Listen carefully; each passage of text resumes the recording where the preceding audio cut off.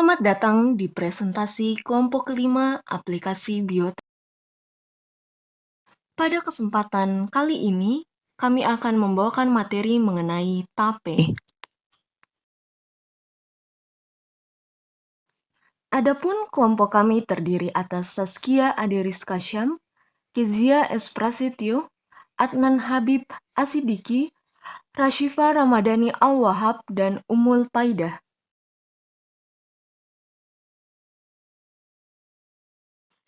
Apakah kalian tahu apa itu TAPE dan dari mana TAPE berasal?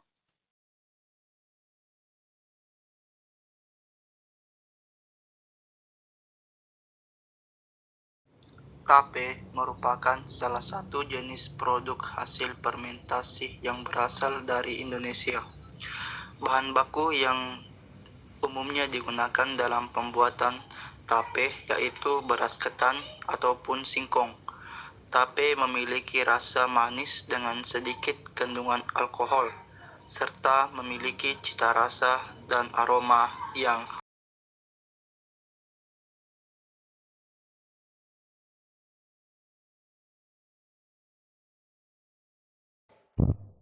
Asal-usul TAPE tidak diketahui dengan pasti.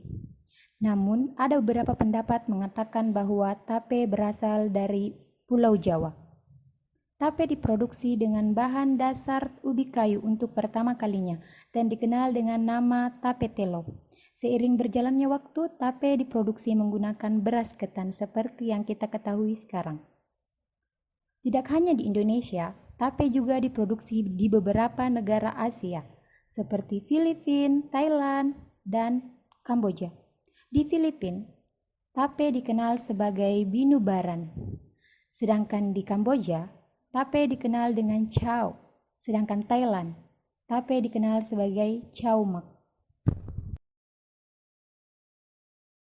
Dalam proses pembuatan TAPE, kita menggunakan starter atau ragi TAPE dalam fermentasinya,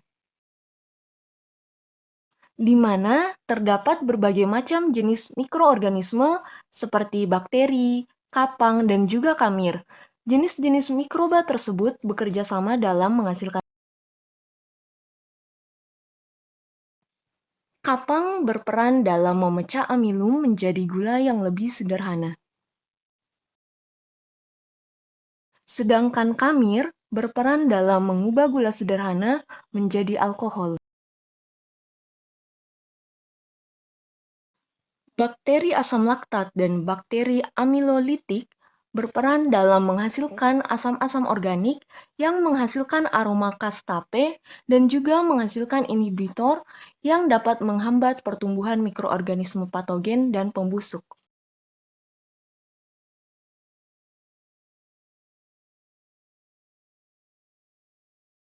Nah, selanjutnya adalah mekanisme perubahan biokimia selama pembuatan TAPE.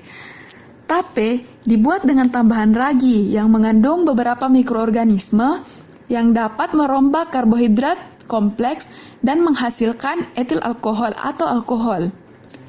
Jalur biokimia pada TAPE umumnya melibatkan jalur glikolisis. Tahap pertama, kapang Aspergillus sp pada ragi TAPE akan mengubah pati atau amilum menjadi gula sederhana atau glukosa. Selanjutnya, kamir Saccharomyces cerevisiae akan mengubah glukosa menjadi alkohol dan karbon dioksida.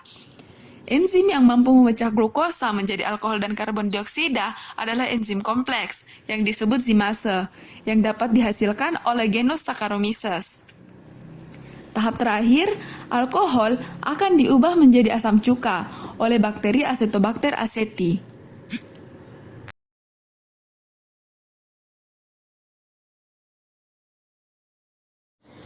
Reaksi perubahan glukosa menjadi alkohol dan alkohol menjadi asam asetat sebagai berikut. Dalam keadaan anaerob, asam pirufat tidak diubah menjadi asetil koenzim A, tetapi akan diubah menjadi etanol atau etil alkohol. Pada proses fermentasi alkohol, langkah pertama, glukosa akan melepaskan karbon dioksida dari pirufat, yang akan diubah menjadi senyawa asetaldehida berkarbon 2. Langkah selanjutnya, asetaldehida akan direduksi oleh NADH menjadi etanol.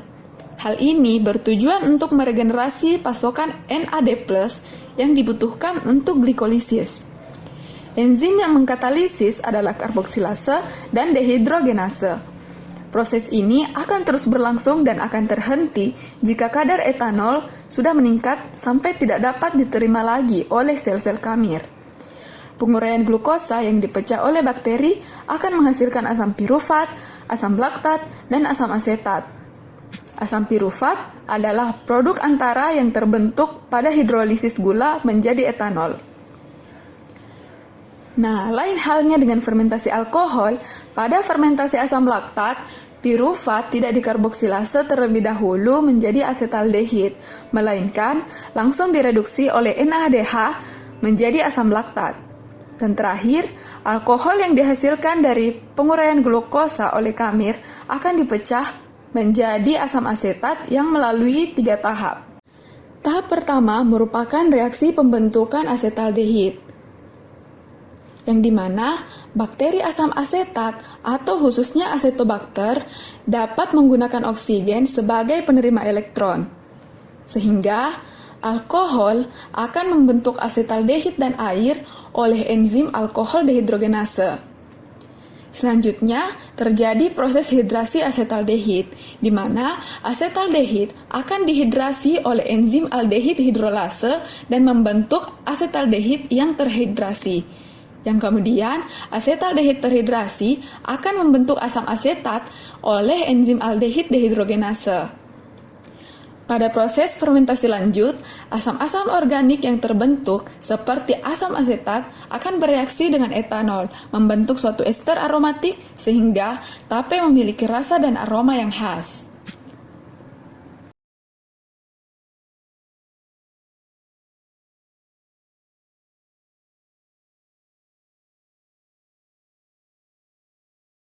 Kira-kira apa ya yang mempengaruhi keberhasilan dalam pembuatan tape?